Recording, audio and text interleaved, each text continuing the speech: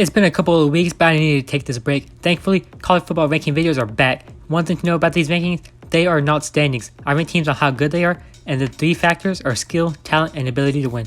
Obviously, if a team hasn't won a game, they have no ability to win. I want to go through these first few teams quickly. Number 25, Kentucky. They were supposed to shock the world and instead got humiliated. The number of hype videos for them against Georgia was funny, as they're pretty mid. 24, Duke. They had a bye week after their loss to Notre Dame. I haven't ranked them all year, but think they deserve it after the rally effort they put up. I don't know the situation about the quarterback, so I can't put them higher, unfortunately. I'm just hoping he's okay. 23, Tulane. I ranked them each time this season as they're easily a top 25 team. They've only lost one game this year to Ole Miss, but even then, they showed they can hang.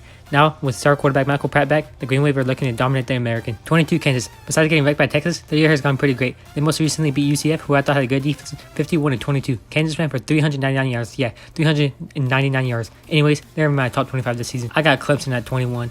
I don't know a single other ranking that has Clemson included anywhere near the top 25, but I have them here.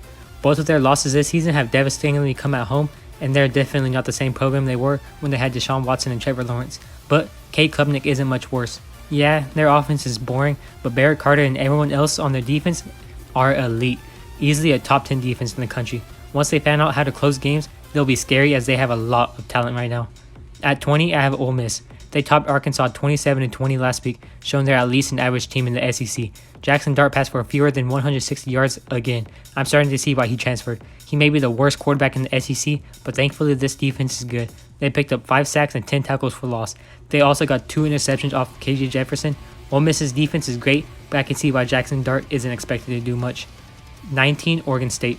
California kept up with them for a while, but Oregon State forced turnovers and closed the door on the Golden Bears. DJ Uiagalelei completed 76% of passes for 275 yards and 5 touchdowns. Ever since the halftime against Utah, he's played real well. Damian Martinez ran for 89 yards, continuing to be a top 20 running back in college football. I wasn't impressed by the defense this time, but they held up. Really, it just comes down to their offense, and they have a great balance there, making them a great team. 18, Louisville. What a statement win for Louisville. Ashton Gillitree is a stud, man. The rest of the defense played good too, and they picked off Sam Hartman 3 times, which is outstanding. The offense came out hot, Jack Plummer was dotting, and they came back in the second half and dominated. Jahar Jordan ran 21 times for 143 yards. Overall, Louisville was way faster and more aggressive, and that's why they're in my top 20. 17, Texas A&M. The story for the Aggies this year has been the Connor Wagman injury. Thankfully, they have Max Johnson, who has been an instant star for this team, showing leadership off the bench. They were able to hold off Alabama in the first half and were leading 17-10 at halftime. However, the offense was in shambles in the second half. They had an interception, a missed field goal, a safety even. Alabama was able to get 5 sacks this game, which is more than I would have thought an Aggie line would allow. The Aggies have a tough SEC schedule coming up, but I think every game is winnable with their unpredictability. Number 16, Utah. They had a bye week, which they can be thankful for, as their game against Oregon State a couple of weeks ago couldn't have gone any worse. Their defense looked awful that game, but has been great in all others, so I'm sure they'll be fine. The only problem is that Cam Rising isn't expected to return this week against California either. They may or may not lose this game, as their quarterback situation has been dreadful to watch. Number 15, LSU. Never have I ever left LSU outside my top 20 this year. I'm not surprised they beat Missouri in the slightest. Speaking of Missouri, props to them. They didn't make my rankings, but they're still a solid team. They're maybe like 26 or 27. They sold the game late, but this LSU team is hard to beat. Their defense is still trash, but they made Brady Cook pay with 2 interceptions, including a game-winning pick 6. Their run game keeps getting better as Jaden Daniels and Logan Diggs each ran for over 130 yards. Speaking of Daniels, he also passed for 259 yards, 3 touchdowns, and 0 interceptions. He's the second best quarterback in all of college football and is great at getting first downs. Without him, LSU wouldn't stand a chance against anyone. That's why I think Jaden Daniels should win the Heisman Trophy this year. At 14, I have Tennessee. They had a bye week, and of course they lost to Florida already this season, but I think they're a really good team. Joe Milton can lead this offense to a New Year's 6 bowl game. He's got an arm, just like Hendon Hooker did from last year, and their defensive line is phenomenal. They're among the best in the SEC, comparable to Alabama even. That loss in Florida was just tradition and was overreacted to, but we'll see them in action against Texas A&M this Saturday with a chance to prove doubters wrong at home. 13, North Carolina. They destroyed Syracuse 40-7. The offense put up 644 yards of total offense, which is unbelievable. They kept Syracuse to no passing touchdowns and 2 interceptions as well, and Kobe Paysauer had an amazing catch in this game. Jake May finished with 442 passing yards with 3 passing touchdowns and no interceptions. He also ran for 55 yards and a touchdown to re-enter the Heisman race. Tez Walker even got to catch 6 passes in his first game all year. This has been a wholesome week for the Tar Heels, and they have every right to celebrate. 12, Notre Dame. Yeah, I really have them this high. They're a 2-loss team, but both their losses are against great opponents. Also, in both games, it was low scoring at halftime. Once again, in both games, it got exciting in the second half. Against Louisville this last weekend, Sam Hartman had his worst performance all season long, seemingly banishing his chances at winning the Heisman. And that's the thing about this offense. I said it before and I'll say it again. They need to stick to their running game. Sure, they struggled when they tried running, but you have to keep trying, especially when it has taken just as long of a time to get going in other games as well. Notre Dame always starts off slow, but they eventually get going. This time, they were simply impatient. 11, Florida State. Now this team is tough, but I don't have them in my top 10 still. I can understand the case for them to be number 1, though, based on their win at Clemson, something no other team will likely accomplish for the rest of this year. Duke's already done it, I know, but Florida State has no run game, and in college, it's important to be able to run. It's more sustainable in every case, but Florida State did play well against Clemson, who does have a good pass defense. I considered them the new DBU in a video a month ago. This Florida State front 7 is also solid, but they're not a complete team, so they're not in my top 10 at this moment. Making the top 10 is Penn State. They had a bye week this past week and take on UMass in what may as well be another bye week. So far, Drew Aller has impressed, passing for over 1,000 yards this year without an interception. Allen and Singleton may be the best pair of running backs on the same team. Defense is number 1 in fewest points allowed, which is stellar for this team. However, they haven't faced offenses that are that great and have a track record of losing big games. Still, they couldn't have played better these first 5 weeks. I barely have Oklahoma in the top 10 at number 9. They obviously beat Texas Saturday, and I was pretty impressed with how Dylan Gabriel played. I was rooting for the Sooners to win this one, as I don't like Texas, and Venables made some strange choices that almost cost them the game. I don't like the offensive play calls, but this defense here at Oklahoma is great. The defensive line did great, I thought. Of course, Texas still had a lot of offense, but the Sooners were able to come up with 3 turnovers and win on a last-minute drive.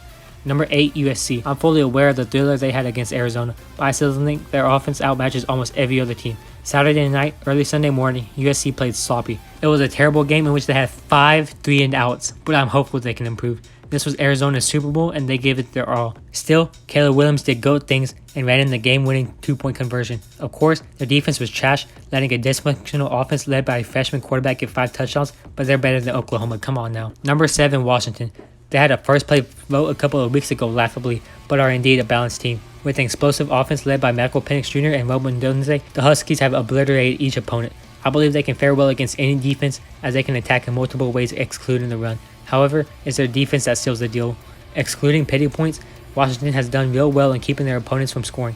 Their games against California and Arizona were higher scoring than they should have been, but they can allow a few points at the end of the game because it won't hurt them. Number 6 is their opponent this week, the Oregon Ducks. Listen, they are a great team on both sides of the ball. They made Colorado and Stanford suffer. They are quick, but I don't think they're built to defend an offense who passes deep a lot like Washington does. On the offensive side though, I think they are slightly worse than their defense. In games so far, they haven't shown to be anything special as they pass short a lot while still mixing in their run game smoothly. I love the balance, but do think Washington's run defense is elite. This ought to be a good game. Number 5, Alabama. I hate seeing comments saying Alabama isn't the same. What does that even mean? Of course, there's a lot of new starters compared to last year, but that's literally every single team in college football. This week, they went to College Station and beat Texas A&M in a game people are sleeping on. This was a tough game, and Alabama remained poised through the second half to beat the Aggies 26-20. Miller looked nice as he has the past few weeks, passing for 321 yards and 3 touchdowns. Receiver Jermaine Burton put on a show, making big-time catches for 197 yards. Alabama is trending in the right direction and are a top 5 team in talent easily. I still have Texas at 4. I know they lost, but they're the better team. In this game, Texas made mistakes that they have done so well avoiding all year. Their defense looked poor, and they allowed Oklahoma to come back and win this. Still, I admire how good Texas played after struggling earlier on. Quinn Ewers still passed for 346 yards, and Jonathan Brooks still ran for 129, getting this offense to over 500 yards. They lost, but I'm certain Texas will win out and see Oklahoma in December, as I'm confident they'll fix everything we saw. Number 3, Ohio State. The Buckeyes are cementing themselves as legitimately good, it seems, in the eyes of the college football community. It was a close game this past weekend, but as you'd expect, Ohio State gave Maryland the first loss of the year, winning 37-17. Cal McCord should be in consideration for the Heisman for his recent performances. Against a good Maryland defense, he passed for 320 yards, leading Ohio State's offense. He specifically connected with Marvin Harrison Jr. for 8 receptions and 163 yards. They're the best duo in college football. They also forced 2 interceptions from Taulia Tagovailoa, which is great to see. At number 2, I have Michigan. For the 6th time this year, they simply overpowered their opponent. This time, they beat Minnesota 52-10. The Gophers could only complete 5 passes all game, and the Wolverines picked them off twice, getting 7 tackles for loss as well. Blake Corum rushed for 69 yards, and the team as a whole ran for 191. This offensive line is the best in the country and allows the offense to run a whole lot of different plays we don't usually see Michigan run. This was a fun game if you're a Michigan fan, It's also good if you're a Michigan fan because you're ahead of Ohio State. And at number 1, we have the Georgia Bulldogs. There is simply no stopping this team. They're literally about to go undefeated for a 3rd straight season, which is absolutely wild. They smoked Kentucky 51-13 and embarrassed the Wildcats. What makes it so funny is the amount of so-or-so analysts who thought this game would be close. It's a shame this is what it takes for Georgia to finally be recognized again, but at least most people are awake now. Carson Beck silenced haters, passing for nearly 400 yards and 4 touchdowns, while Dumas Johnson got to lead this Georgia defense in what it seemed like some players are missing. Either way, they held Kentucky to under 200 yards and handed out a severe dose of reality. I'm back to making videos every Wednesday, and as always, see you next week.